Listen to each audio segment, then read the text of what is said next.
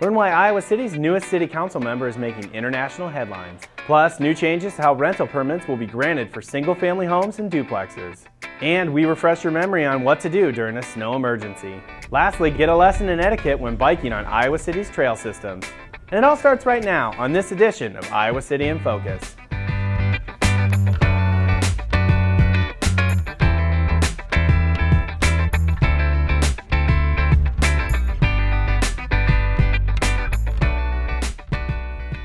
The new year greets the City Council with some familiar faces as well as a new one. Susan Mims and Kingsley Botchway were both successful in securing another term. Filling Terry Dickens' vacated seat is Mazahir Salih, who has been gaining international attention with her win. She's become the first known Sudanese-American to hold an elected office in the U.S. I sat down with Mazahir to get to know her journey to the City Council. Can you begin by explaining your path to the U.S. and how you ended up here in Iowa City? I came to this country back in 1997. I remember it was November. And just like an immigrant looking for a better life. Mazahir spent the first 14 years of her life in the U.S. living in Alexandria, Virginia. There she met her future husband and started a family. After earning citizenship, getting married, and having 5 kids, it was a desire to further her education that brought Mazahir to Iowa City. And I was looking up online for a school that I can go to because I was interested in doing electro-neurodiagnostic technology, which is like measuring the brain wave. And while I was looking, interestingly, it's only 23 colleges in the whole United States does this kind of study. In Iowa, there is 2 colleges have this program. So the Salih family moved to Iowa City, but not with the intention of making this their permanent home. Promises all my friends in Virginia, it's just gonna take me 2 years and I will be back. But since when I came here, I started really fell in love with Iowa. The people in this community really treating me very good in the beginning. The first weekend, I met my first Iowan friend and we become friends until now. Just love the city really and decided to make it home and because really that was how it felt. I felt this is home for us and I decided not to go back. And since you've been in our community, you've been an organizer for a variety of different efforts. Can you talk a little bit about your advocacy work? The youngest child that I have, at that time he was almost 3 years old, but he doesn't go to preschool or anything. I just took him and we went to the Crowfield Public Library and I started seeing people look like me, some people wearing a scarf and they going downstairs to the library. And I said, what's going on? Let me go downstairs and see that. And I went downstairs, I just found like people from different countries, people from Iowa, just sitting down together trying to figure out what they can do about issues in the community. And those things is really my area of passion. I like those kind of things because I've been doing some advocacy work and in Virginia too. And I just started engaging with those people and together we found the Center for Worker Justice later on. The Center for Workers' Justice was founded in 2012. Since that time, Mazahir has served as vice president and president of the organization and is currently acting as a community organizer for the group. The organization helped raise minimum wage in Johnson County to $10.10 an hour. And when the state legislature passed a bill that froze the minimum wage at $7.25 an hour last year, essentially removing the county's right to govern wages, the center jumped into action to ensure that higher paying jobs remained. So far we signed up almost 150 businesses.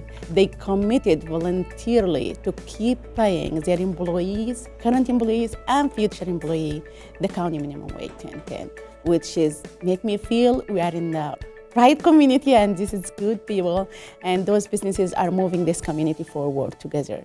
The group also helped champion the Johnson County Community ID program, which allows access to local services for immigrants and others without documentation needed to obtain a state-issued ID. And for years now, this community ID is improving the relationship between the local enforcement and the minority, which is really great. Other accomplishments include recovering money for those who have experienced wage theft, confronting discrimination, and fighting for affordable housing. That last issue is at the top of her priorities as she joins City Council. I will really advocate for affordable housing because I think this is really a crisis in Iowa City.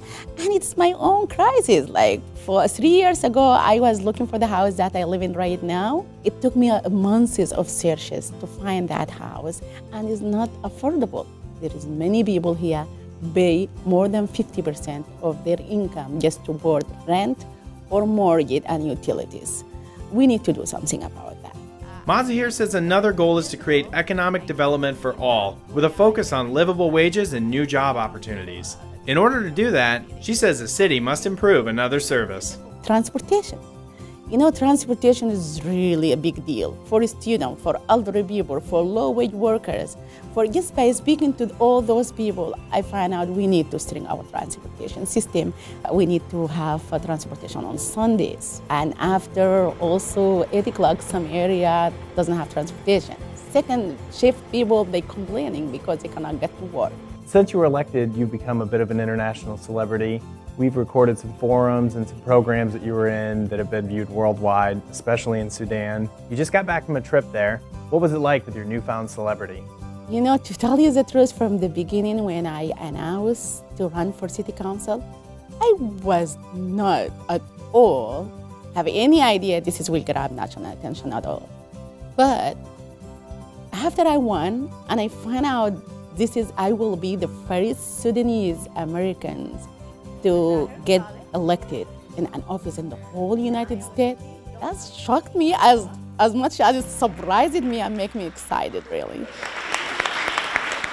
When I went to Sudan, I just went there to bring my mother, and I went there actually for 2 weeks.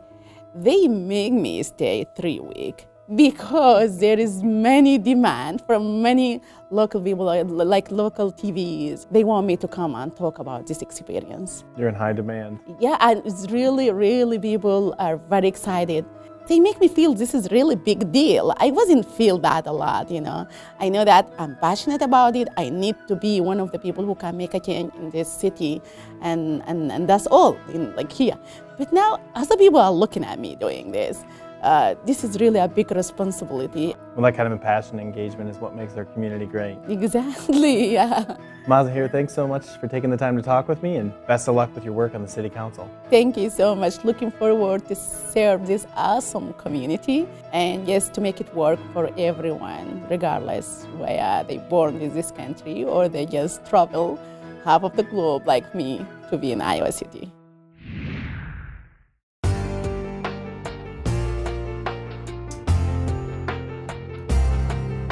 The goal of the Climate Action Steering Committee is to create a plan for climate action and adaptation and mitigation for Iowa City.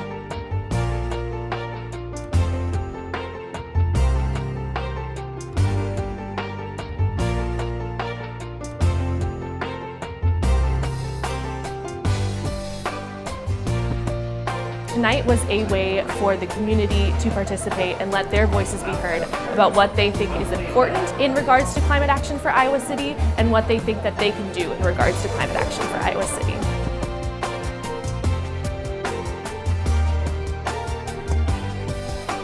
As a member of 100grannies.org, we are very invested in climate change and doing something about it. This was an opportunity to find out how we can help the city do more. I'm very happy that we came together, planning for the future and increasing the wellness by collaborating, communicating, and co-creating a safer planet.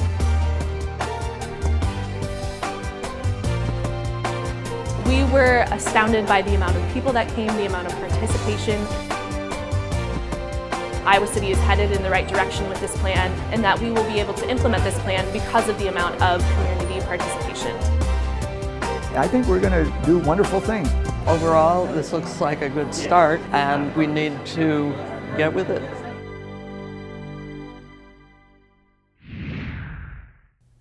Keeping a healthy balance of mixed housing has always been a priority of the city. So when the state legislature decided to take away a primary tool to regulate the rental of homes, our staff had to go back to the drawing board. Now, a new system is in place that is designed to protect neighborhood stability. We realize that we need all sorts of housing types in our immediate downtown area, so we just want to try and keep the playing field level between all groups. Under Iowa City's previous code, a rental permit would be required for a single-family home when it was a family plus one roomer or 3 unrelated people living in the house. Regulation was based on family status, but that is a tool that is no longer available. Last year, the state legislature removed our ability to regulate occupancy based on familial status. This was used to regulate density and overcrowding in single-family homes and duplexes. So So with the bill removing that option taking effect in 2018, the city began researching other recourse. So at that time, we had to start looking for a new way to promote healthy neighborhoods and protect the stability of our neighborhoods. That included the idea of a rental cap, which could be enforced in designated neighborhoods. We looked at neighborhoods in Iowa City that we consider healthy. Specifically, the Longfellow neighborhood has a good balance of owner-occupied units and rental units. The city drew up boundaries and with the help of the city council, came to an agreement. In these existing neighborhoods, the cap is 30%, only 30% of the single-family and duplex dwellings can be rental. This does not impact apartments or multifamily units, just single-family homes and duplexes. Also, any rental permits in those designated areas will be grandfathered in. All of the existing rental properties will be allowed to keep their rental permits as long as they stay in good standing with the city. So when does the cap apply? It's enforced when an owner-occupied property changes hands and they try to apply for a new rental permit. We will look at the map, verify what the percentage is in the neighborhood. If we're able, we will give them a rental permit. If not, we will explain to them what the situation is. No more than one tenant is allowed in an owner-occupied property without obtaining a rental permit. Another requirement for new rental units is shared living space. This means bedrooms must not exceed 35% of the finished floor area, ensuring that spaces such as living and dining rooms are not converted into bedrooms.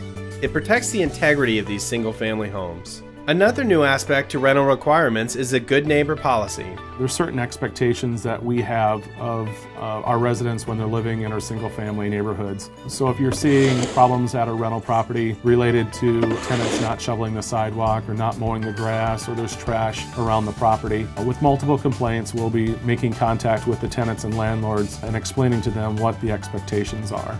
This policy will be used to make sure that all pre-existing codes are followed. If it happens on a single occasion, you're going to get a letter from the city explaining what the violation was. If it happens multiple times, if it happens 2 times, there will be time for the tenants and the landlord to come in and talk to the city where the expectations will be clearly laid out for the tenants and the landlord.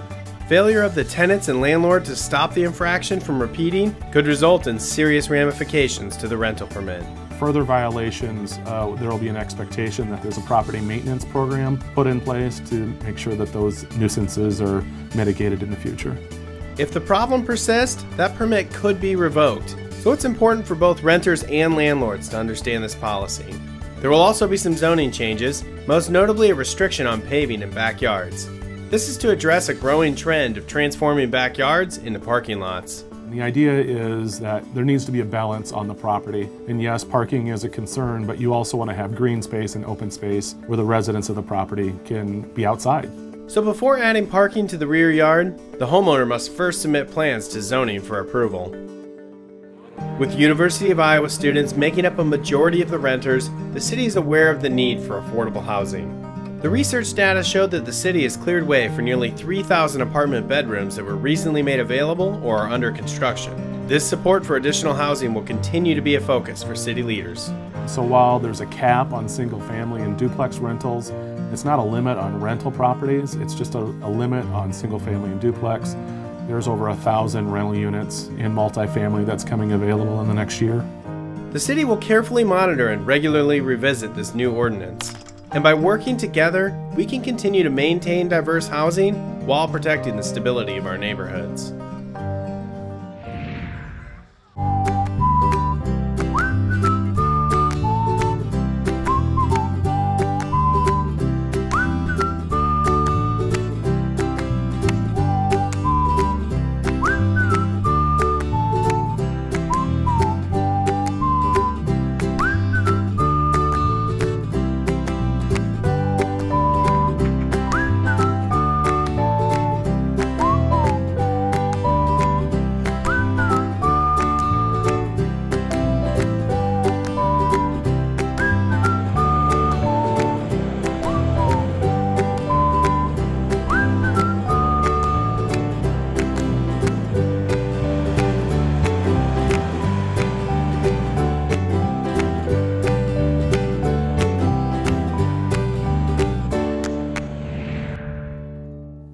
Winter weather poses many challenges and threats. For the city, keeping the roads clear and safe for drivers is our #1 priority.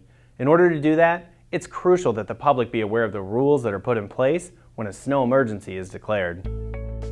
With 3,500 tons of salt in storage and a dozen snow plows ready at any moment, the City of Iowa City Streets crew is ready for winter. An average snow event of maybe 6 to 8 inches, it will take us up to 12 hours to get the roads reopened. But in order to clear the streets during a major snow event, the city needs you to follow the parking rules when a snow emergency is declared. Let's begin by answering the most basic question. How does the city decide when to declare a snow emergency? When we have a storm that's coming that is true to be intense, numerous inches, 7 to 10 to 12 inches, we begin to look at the safety on the streets, whether or not there's already an accumulation of ice and snow, whether or not our plow routes will be able to keep those roads safe for our citizens to travel on. By taking all those factors into consideration, the city manager's office makes the final decision. Once a snow emergency has been declared, the next step is to inform you, the public, through as many outlets as possible. Via Facebook, radio stations, TV stations, our cable TV, many different ways so that people have plenty of time to move their cars to the proper side of the street or to their driveways, preferably their driveways, during that 48-hour period of snow removal that we'll be doing. Aside from the ways that Carol mentioned, the city also posts all alerts on the homepage of our website. Additionally, we do send out alerts to anyone who subscribes to our e-subscription service. Because snow emergencies impact all drivers, including people from out of town, the city also provides warning signs.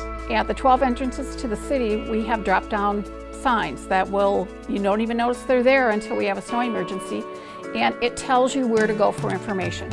It's bright orange, and once you come into the community and you see that, you begin to realize, guess what, I better be thinking about where I'm parking. The city will allow a minimum of 4 hours before parking enforcement begins, but it's important that you act quickly. The biggest obstacle is when cars are parked directly across from one another and that we're not able to get a truck through that narrow opening that's created. So where can you park? For roads where you are normally allowed to park on both sides of the street, drivers will have to alternate which side of the street they park on based on the calendar date. So we've declared a snow emergency on Tuesday, the 1st of the month. So that's the odd side of the street. So you'll need to park your car on the odd side of the street for that day. On the second day of the snow emergency, which would be the second, it's on the even side of the street, and that's the side of the street that you're going to park your car on. Drivers must still follow all posted signs during a snow emergency, meaning there is not an exception for streets where parking is only allowed on one side of the street or prohibited altogether. You must still follow those rules. If you don't, you will prevent snowplow drivers from doing their jobs. If it looks too tight, the operator will not go there, and therefore the street will remain unplowed. The city does offer some additional parking options for drivers. We have parking ramps that will be open during that period of time so that you can move your car off street. Overnight is free parking. Also, our city parks, Mercer Park, City Park, and Happy Hollow will be plowed so that you can move your vehicle to that site over that period and not be worried about getting your car plowed in or possibly being hit by somebody coming down the street sliding. We understand that snow emergencies can be a hassle for those who use on-street parking, but keeping our streets clear and safe for travel is our #1 priority. Best to get your cars off the street, use your driveway or a neighbor's driveway or any place but in the street area during the worst of the storm so that we can make an efficient pass and stay ahead of the problems created when there isn't a clear path. Because the roads need to be cleared in case of an emergency, if you fail to follow these rules, your vehicle will be towed at your expense. There's a $50 ticket. After the ticket, you'll have towing fees. After the towing fees, you could be up to $200. And so the important thing is to, very beginning, as soon as you hear that there's a snow emergency, to start looking at where you're going to put your vehicle. Towing is a last resort, but being prepared is key to avoiding this worst-case scenario. The best thing you can do is have a plan prepared for when winter weather brings its worst. Stay alert whenever there's a snow event that there could be the need for a snow emergency, which requires everyone's cooperation.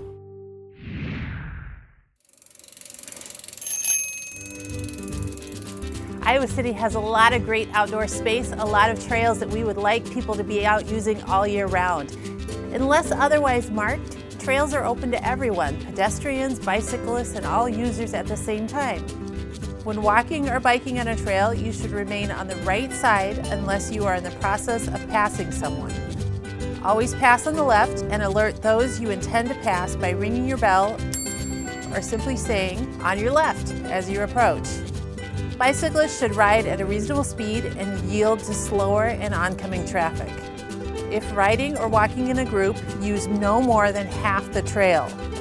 Be cautious when crossing driveways, streets, sidewalks, and other trails.